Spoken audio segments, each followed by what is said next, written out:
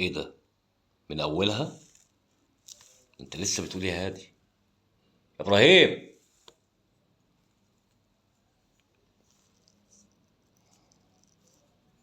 يا ابراهيم. ايوه هندسه جاي اهو.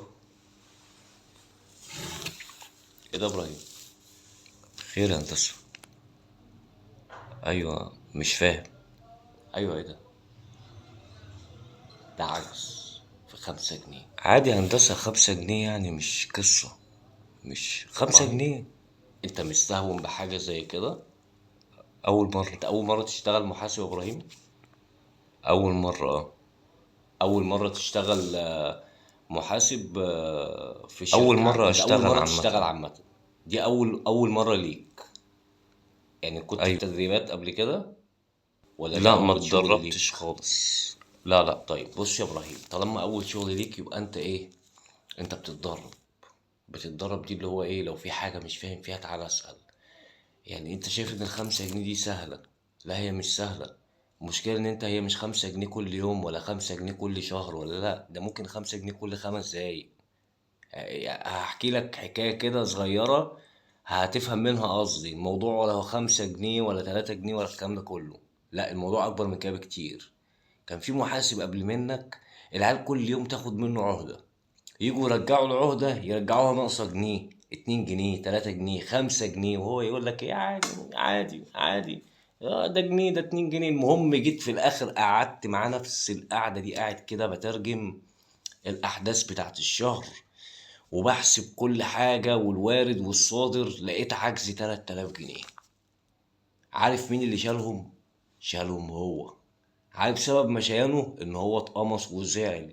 انا اشيلهم ليه؟ انت مطلع عقدة لحد رجعها لك ناقصة او اشتغل منها، والباقي المفروض يرجعه لك زي ما هو ويقدم لك فواتير بالفلوس اللي صرفها.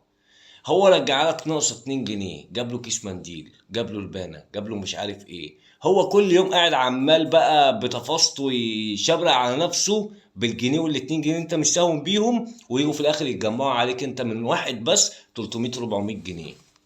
كلت ايه عشان تشرب عليه؟ خد بالك، اللي ياخد منك جنيه، جنيه تكتبه عليه، لانك هتيجي في الاخر هتلاقيه مجمع.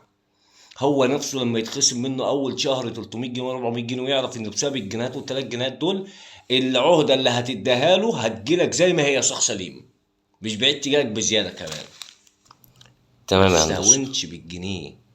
المليون من غير الجنيه ملهاش رقم.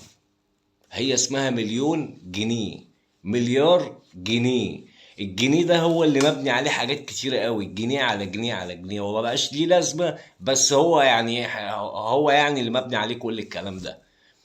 ماشي. خلاص يا ابراهيم، اتعلم اول درس، والحاجة اللي مش فاهم فيها تعالى قول لي وانا فاهمها لك. توكل على تمام يا الله. هندسة.